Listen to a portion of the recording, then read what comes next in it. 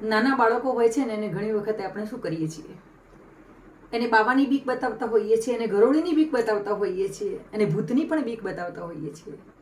તો આ બધી બીકના કારણે બાળકની અંદર એક પ્રકારનો એવો ડર ઘૂસી જાય છે કે બાળક એ પોતે આત્મવિશ્વાસ કેળવી શકતું નથી. તો જે માતા પિતા જો આવું કરતા હોય ને નાની ઉંમરથી બાળકોને, તો એ બાળકોની અંદર અમુક એની ઉંમર થાય ને ત્યારથી જ એની અંદર કહેવાય ને કે સ્વચ્છતા, સત્ય, આત્મવિશ્વાસ, આ બધાના જે ગુણો છે ને એ ગુણોનો વિકાસ એની અંદર થઈ જવો જોઈએ. એની અંદર અમુક ઉંમરે આવા વિચારોના બીજ રોપાઈ જવા જોઈએ. અને જો એના નેગેટિવ વિચારોનું બીજ રોપાશે તો આગળ જતા નેગેટિવ વટવૃક્ષ તૈયાર થશે, અને જો પોઝિટિવ વિચારો એ ધરાવતું થશે તો આગળ એની ઉંમર વધતા એ પોઝિટિવ વિચારો તરફ હંમેશા આગળ વધશે. તો માતા પિતાએ આ ખૂબ જ જરૂરી છે. ધ્યાન શેનું રાખવાનું છે? એક જ ઉદાહરણ તમને તમારી સમક્ષ મૂકું છું કે એક વખતે એક યુવાન પસાર થઈ રહ્યો હતો અને એની નજર એક હાથી ઉપર પડે છે. આ હાથીને એક જગ્યાએ બાંધેલો હોય છે. જ્યારે નજીક જઈને જુએ છે એને એમ થાય છે કે આ હાથી છે એ આમથી આમે ચાલતો નથી. હું ક્યારનો એને નિરખી રહ્યો છું 10 મિનિટથી, પણ આમથી આમે જતો નથી, કામે જતો નથી. એટલી ખુલ્લી જગ્યા છે એમ છતાં પણ એ ફરી શકતો નથી. નજીક જઈ અને એકદમ જુએ છે ત્યારે એ હાથીને એક પતલી દોરીથી ખીંટી સાથે બાંધવામાં આવેલું છે. યુવક વિચારે છે કે હાથી તો કદાવર પ્રાણી છે, જો ધારે તો એ આ તોડીને પણ જઈ શકે છે, પણ આવું કરતો કેમ નથી? એટલે એને આશ્ચર્ય થાય છે.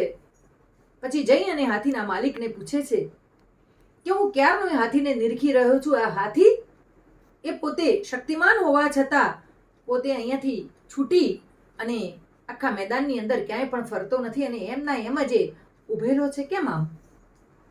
ત્યારે યુવક કહે છે કે એ જ્યારે નાનો હતો ને ત્યારે એને બાંધવો જરૂરી હતો.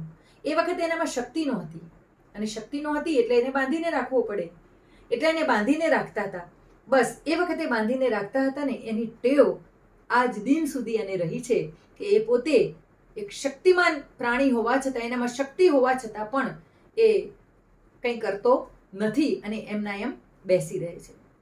તો મિત્રો, આપણે આ જ હાથીના ઉદાહરણ ઉપરથી આપણે પણ ચેતવાની જરૂર છે કે આપણા બાળકોને છે ને આપણે પાંખ આપીએ એટલું પૂરતું નથી, પણ જોમ સાથે એની આગળ વધવાનો જુસ્સો પણ એની અંદર હોવો જોઈએ. એ ખરેખર જરૂરી છે. અને એટલા જ માટે કોઈએ કહ્યું છે કે એક દિન તમન્નાઓને જિંદગી કે સિર પર આંચલ રખ કર પૂછા कि हे जिंदगी मैं खत्म क्यों नहीं होती? तब जिंदगी ने मुस्कुराकर जवाब दिया है कि जो पूरी हो जाए न वो तमन्ना ही नहीं. તો બસ આપણા બાળકોને આ રીતે જીવતા શીખવો. આપણે એક આદર્શ વ્યક્તિ તરીકે આદર્શ માતા પિતા બનીએ, અને આદર્શ માતા પિતા બની અને આપણા બાળકની અંદર આદર્શતાનો ગુણ કેળવીએ. એ સિવાય પણ તમને એક ઉદાહરણ આપું કે રાણી વિક્ટોરિયા જ્યારે નાના હતા ને ત્યારે એ સ્કૂલમાંથી ઘરે આવતા હતા અને દુકાનની અંદર એમણે એક ઢીંગલી જોઈ, અને ઢીંગલી ખરીદવાનું એમને મન થયું. એમની પાસે જે પૈસા હતા ને એ પૈસામાંથી એમણે દુકાનદાર પાસેથી ઢીંગલી ખરીદી, અને ઢીંગલી ખરીદીને થોડા આગળ ગયા ને ત્યાં એક દયામણો મોઢું કરી અને એક વ્યક્તિ બેઠેલો હતો. એને ભૂખ લાગી હતી. એની નજર જ્યારે વ્યક્તિ ઉપર પડી ત્યારે એને એમ થયું કે મારે એને કંઈક ખાવા માટે આપવું છે, મારે એને ખાવા માટે પૈસા આપવા છે. ત્યારે એને એમ થયું કે આ ઢીંગલી મેં હમણાં જ ખરીદી છે, પાછી દુકાનદારને જઈને આપી આવું. એ ઢીંગલી આપવા માટે જાય છે, દુકાનદાર પાછી લેવાની ના પાડે છે. પછી સમજાવે છે કે મારે પેલો જે માણસ છે ને ભૂખ્યો, એને મારે પૈસા આપવા છે.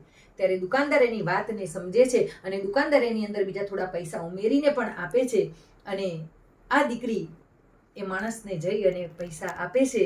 એટલે એ માણસના મોંમાંથી, એના મુખમાંથી એવા શબ્દો નીકળે છે કે બેટા, આજે તે મારું પેટ ઠાર્યું છે ને, જા તું આવનારી તારી જિંદગીની અંદર તારું પેટ લાખો લોકો ઠારશે, એવા તને હું આશીર્વાદ આપું છું. અને સમય જતાં એ દીકરી મોટી થઈને ત્યારે રાણી વિક્ટોરિયા બની, એને રાણીનું બિરુદ પણ મળ્યું.